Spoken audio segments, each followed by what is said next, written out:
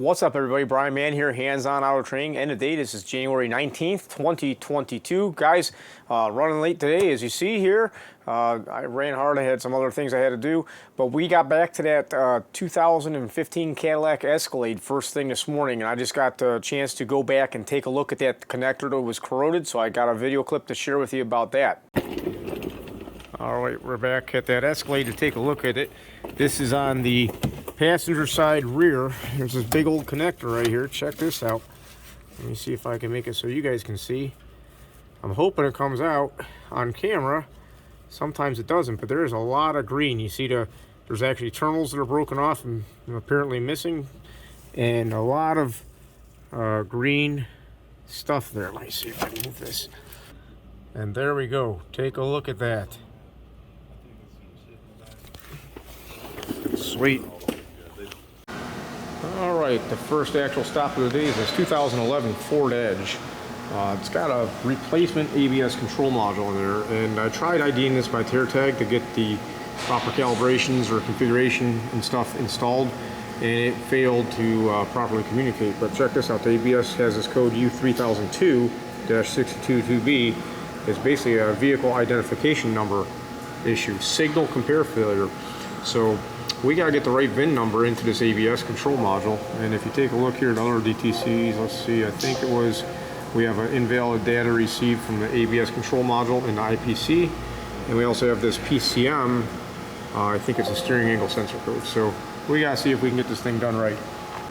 All right, everybody, just so you know, this was an interesting one. I tried to ID it via tear tag. Basically, I didn't want the vehicle or the Ford IDS software to recognize any calibrations or configuration from the ABS control module, but the programming procedure failed all the time that way. So I went ahead and ID'd it with a key on normally, and then we had those codes that you saw just a little bit ago. And after I basically I went to PMI module, programmable module installation for ABS, and that seems to have taken care of it. We're going to see right now after this code clear is done to see what popped back up. All right. So here we are. We still have this U3002 in the ABS, signal compare failure for the ABS. I gotta see if I can find a way to get that VIN number in there. But the steering angle sensor codes have went away. Let's see what lights we have on the dash now. Still got looks like we still got the same lights we had before, the squiggly line. ABS. We have to be able to get this to accept the VIN number. Okay, so I just did manual as-built data, and let's go ahead and cycle the key here. See what we have. Start it up. Hopefully the ABS light's out. I don't think it will be, but maybe. All right, so gotta tell you all, it looks like manual as-built data saved the day. Let me cycle the key again.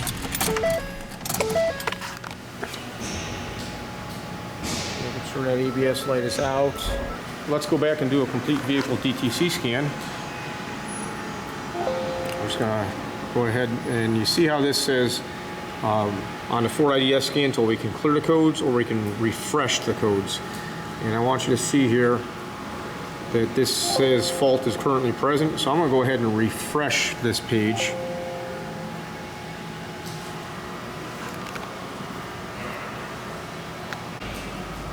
Okay, and you can see the ABS says no DTCs here, pass. This is just by refreshing it. I didn't actually clear the codes. So that vehicle DTC information. The vehicle VIN number is gone. Let's see what we got here. IPC still got an incompatible configuration. Now this says fault previously detected, not current. So let's go ahead and clear this now. See what we get. All right, I just want to show you all that we don't have any current codes. We do have two permanent codes. Just so you know, you cannot clear these codes. These codes have to clear themselves. Don't ever chase after the permanent code. Chase after current code. Also, I need to check my service information, and if needed, I need to do a IVD initialization or any other procedures required here.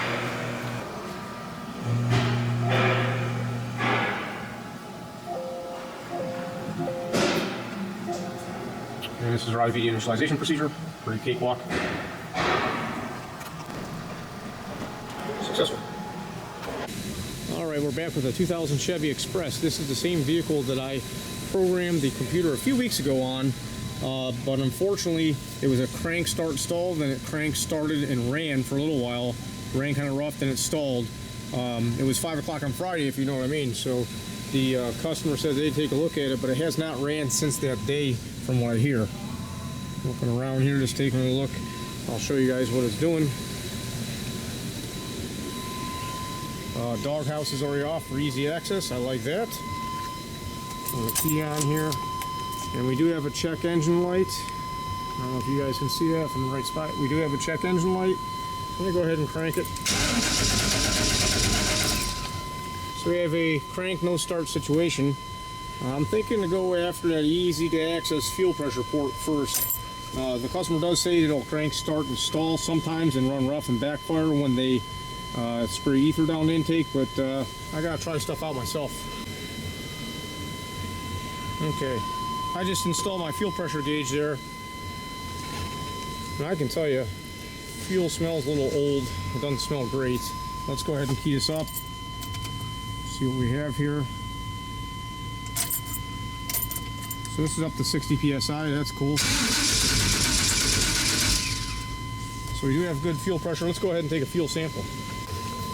I can tell you right now, this looks a little yellow to me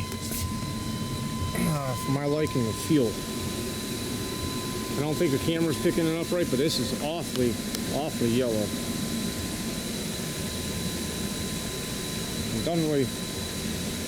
It doesn't smell like gas.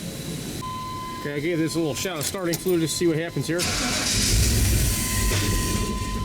Definitely backfiring out the intake. Interesting. Well, this is our gasoline burning on the floor. We just poured in a puddle there. I don't think that's very good. I don't burn the gasoline a lot besides pouring on a campfire. It's already going, but hey. All right, we're set up for a relative compression check. We're gonna go ahead and trigger off of this is cylinder number 1, secondary ignition down there. And we got our battery voltage. I'm just gonna do it this way. Flooring it, and we're gonna crank it. It does sound a little uneasy, doesn't it? Alright, so after doing a relative compression, this is voltage. You can see 2 cylinders. This is 2 and 7, or 7 and 2, I forget which ones. But these ones are high. This is sinking on cylinder number 1 here. Here is the spark plug. I'm getting ready to go in cylinder, and this thing is pretty nasty. Come on, focus camera. There we go. It's not as wet as I thought it would be. Sometimes you turn them upside down and shake them. If your finger gets wet, well, there you go. You see some of the stuff dripping out of that thing. Alright, unfortunately on that last job, I kind of ran out of time as far as how much the customer was willing to spend. They just wanted me to try to take a look at it and help guide them. I will tell you, I found out, of course, later on into the conversation here, my competition has been out already looking at this. They got a boatload of time. They had them replace the timing chain, or I don't know, and they said there's nothing wrong with it. But I'm not sure what else may be going on with this vehicle, but I definitely want to get some good fuel in there. I do feel that we may have a misfire on number 7 and 2. I don't know for sure about that, but I mean, sometimes it could be a washed out cylinder. It might come back to life just by cranking on it and having the vehicle running. So I'm not going to spend a lot of time on that until we get some good fuel. Next up, we got ourselves a Ford E-Series Super Duty 350. I don't even know what year this is. Looks like a 2009. 2009. The power door lock doesn't work for the driver's side, and also the lock cylinder is frozen. My customer is only concerned with this lock cylinder. If you see down here, I don't know if I can get the camera in. There's a clip for the lock cylinder deep inside there, so we got to go ahead and pop that clip off. We're going to get this door lock cylinder out and see if we can't free it up. Alright, that was pretty easy. I don't even think I got 2 minutes into taking this door panel off and popping that lock cylinder. I mean, it was quick. But we're going to see if we can unfreeze this thing. This thing is frozen up solid. I've been soaking it and also beating on it back and forth, just trying to get the inner cylinder, you know, it holds the tumblers to move a little bit. It's stuck. I'll try taking it apart. Okay guys, I can tell you I definitely misquoted this job. I should have just been telling the guy he needs a lock cylinder off the rip. I thought I'd try and undo it, but I had to get the cover off, which that's a little bit of tedious for me. I don't do that all the time. I'm not an expert at it. But I gotta get this lock cylinder out of here and try and save it. Or go find a new one right quick.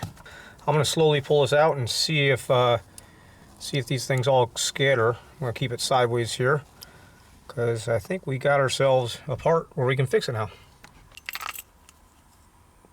Well, I won't lie, that was a little more of a pain than I bargained for, but we've got it working good, so it is what it is. Just so you know, I should have sold the lock cylinder right off the bat. I wish I could go back and do that, but I don't think he wanted to buy one, so you get what you get, and I try to peen that over the best I could. I really do hope all you guys were paying attention when I was bragging about how fast I popped that door panel off. But we got a clean install there. It's good. Okay, we're back to our 2015 Tahoe. Check out this air compressor. This is going to be going bad soon. Anyhow, we got the spare tire out of the way. Here is our fuel pump connector, fuel pump control module connector. And as you see, there's not a lot of room to work on this. I really don't have a lot of space to get up there and rewire this thing. So I'll probably be cutting these things pretty close and wire them in. I'll make the thing longer myself. I'll tell you what, this sure is being a challenge. I got this wired up. The pigtails that they gave for these bare wires are the wrong ones. This is the thick wires. And then for the corners of this connector are supposed to be the heavy gauge ones. Check this out from GM. They gave us these. We're on the phone with GM. They're saying they got the right stuff, but I'm telling you, just take a look. Take a look at the diameter of this blue, the silicone weather pack steel versus that white. There ain't no way. So this is a very difficult one, guys. I won't lie. I can't seem to find a way to get this harness to a point that I can easily access it. So I'll probably be snipping our heavy gauge wires back here and reuse those in the connector, and then use my new wires here. I want to show you a quick tip. You see all these heat shrink tubings that are real small in size? Well, I'm going to slide these all onto this connector here, so that if I have to pierce probe, I can just heat shrink the spot that I pierce probe and reseal it. And then I'll slide the regular heat shrink over there. These are for the corner parts of that fuel pump control module connector. This is what the dealer sent out, this blue one. Not the right stuff, so I gotta try and improvise here. Try and make sure this terminal isn't too spread. Tighten it up. And we're making a little bit of progress up here. There really is not a lot of room to work here, but I'm leaving lots of room for me to work now. Alright, so we've got this thing all wired up, and we still had the 12A6 code for the fuel pump enable circuit. There's an open circuit between this and the PCM. We tested that, basically followed a flow chart to see what they said, because there is a bias voltage on this circuit if you go to test it. So I didn't test it just like with a meter. I tested the way GM said so with the test light, but we're all wired up there, and it does start and run. Guys, I didn't spend a lot of time editing today because I got to go. You guys have a good evening. If you appreciate this content, please do like, subscribe, hit the thumbs up button and all that stuff. Don't forget, Core and Premium members, you are entered in to win the U-Scope drawing. We got a drawing this Friday is our next drawing. And also, Premium members, we got our meeting tomorrow night, 9 p.m. Eastern Standard Time. So I hope you guys are having a great day. Bye-bye.